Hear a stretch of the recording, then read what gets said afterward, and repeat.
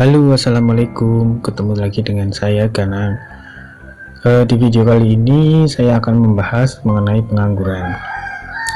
Pengangguran adalah masalah utama dari kebanyakan negara di belahan dunia manapun ya. Tidak hanya di Indonesia, bahkan negara maju seperti Amerika pun mengalami permasalahan dengan pengangguran ini.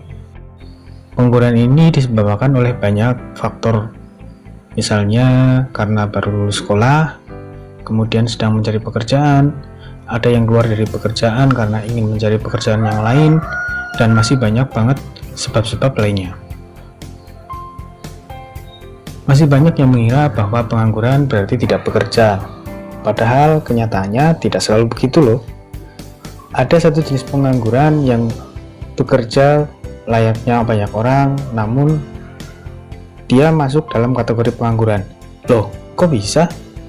Nah, sebelum membahas ini lebih dalam, kita akan bagi pengangguran menjadi beberapa bagian.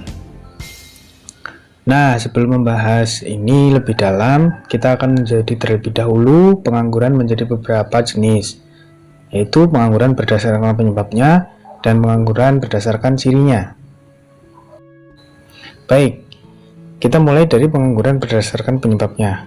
Pengangguran jenis ini bisa kita golongkan menjadi beberapa golongan, yaitu pengangguran siklikal atau siklus, pengangguran struktural, pengangguran friksional, dan pengangguran teknologi.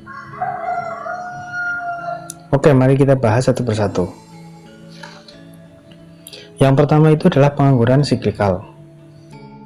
Pada pengangguran ini terjadi atas perubahan ekonomi, karena kita tahu bahwa perkembangan ekonomi tidak selalu baik kan. Misalnya nih ya, ketika barang A sedang terjadi kenaikan permintaan, maka mau tidak mau pengusaha akan mencari banyak tenaga kerja baru untuk memenuhi permintaan tersebut. Nah, pada kejadian ini, maka pengangguran akan menurun karena banyak tenaga kerja yang terserap di perusahaan-perusahaan. Namun sebaliknya, ketika barang A sedang turun secara agregat, maka dalam rangka untuk mengurangi biaya produksi, perusahaan pun akan merumahkan sebagian tenaga kerja. Nah, pengangguran yang terjadi akibat dari penurunnya minat sebuah produk inilah yang kemudian disebut dengan pengangguran siklikal, atau dalam bahasa asing disebut dengan cyclical unemployment. Oke, kita beralih menuju ke pengangguran struktural. Perkembangan sebuah industri dan perusahaan tidak selamanya akan terus-menerus maju.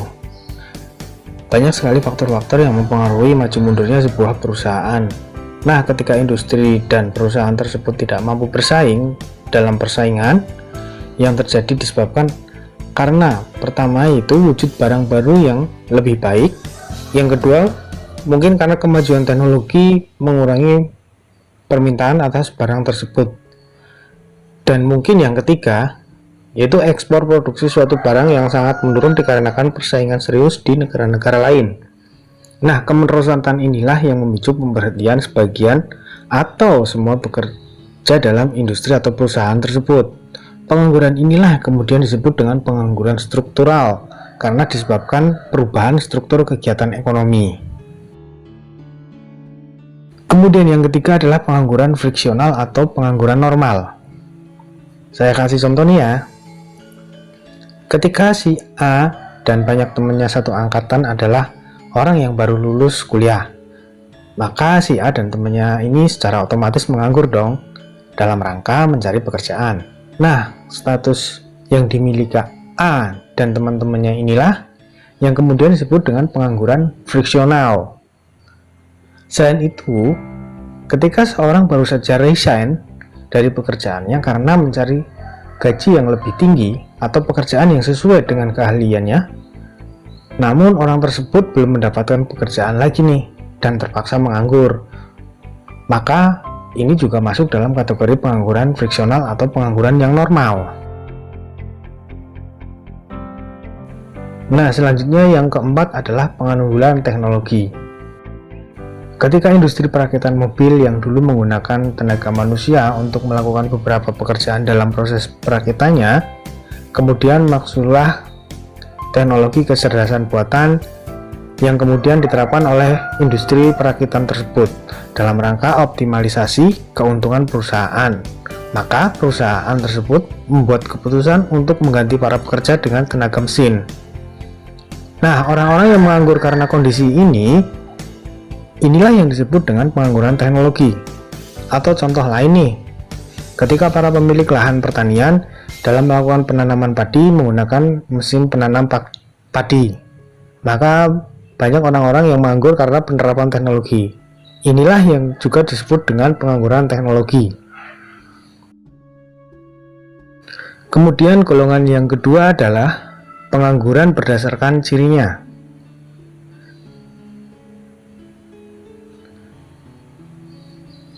Nah, pengangguran berdasarkan ciri ini bisa kita bagi menjadi beberapa jenis. Yang pertama yaitu pengangguran setengah menganggur. Yang kedua, pengangguran terselubung atau tersembunyi. Yang ketiga, pengangguran terbuka. Dan yang keempat nih, pengangguran bermusim. Oke, untuk lebih jelasnya mari kita bahas satu-satu.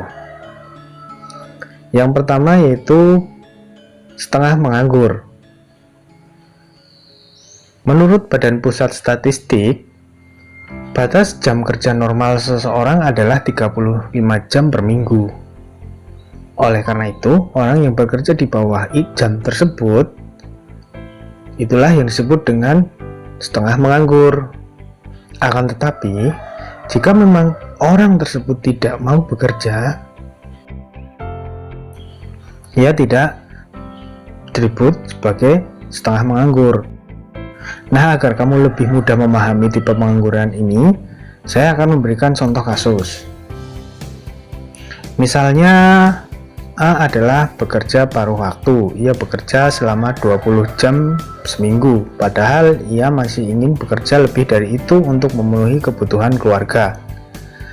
Namun karena tidak bisa mendapatkan pekerjaan, maka dengan terpaksa setelah 20 jam per minggu, dia tidak bekerja kembali karena tidak memiliki pekerjaan lainnya lagi.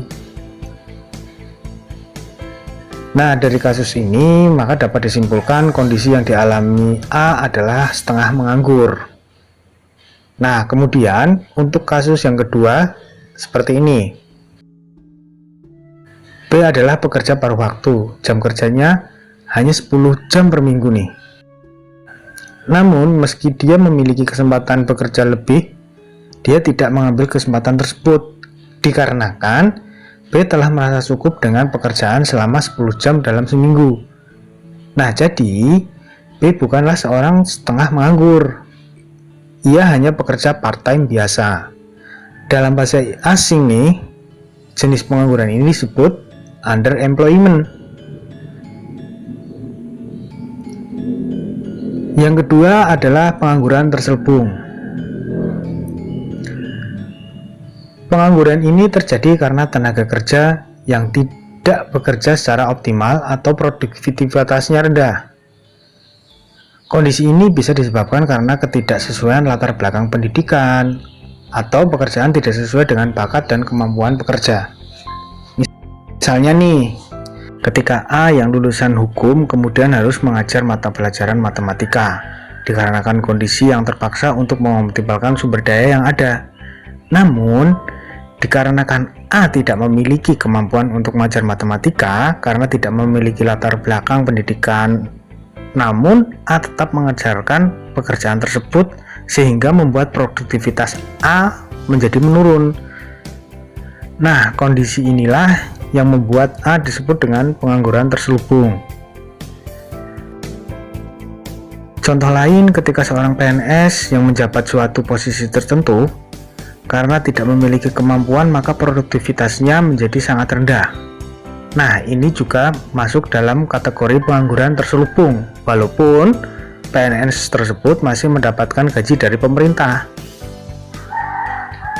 Yang ketiga adalah pengangguran terbuka.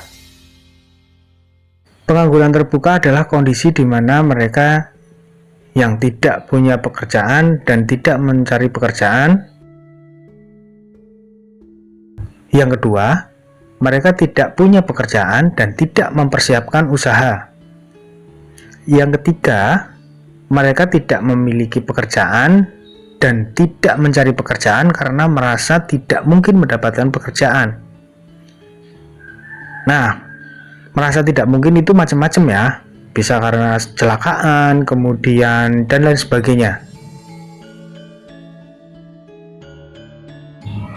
Pengangguran bermusim. Pengangguran bermusim ini sering terjadi pada sektor pertanian dan perikanan. Pada musim hujan, penyadap karet dan nelayan tidak dapat melakukan pekerjaan mereka. Dan pada musim kemarau, petani pun tidak bisa melaksanakan pekerjaan mereka. Nah, ketika mereka sedang menganggur inilah, maka mereka disebut dengan sebagai pengangguran musiman. Nah, itulah teman-teman video mengenai pengangguran ini. Jika merasa bermanfaat, teman-teman tidak perlu subscribe dan like video ini. Cukup doakan saya supaya diberikan kelancaran dalam segala hal dan diampuni segala dosa saya dan keluarga saya. Akhir kata, wassalamualaikum warahmatullahi wabarakatuh.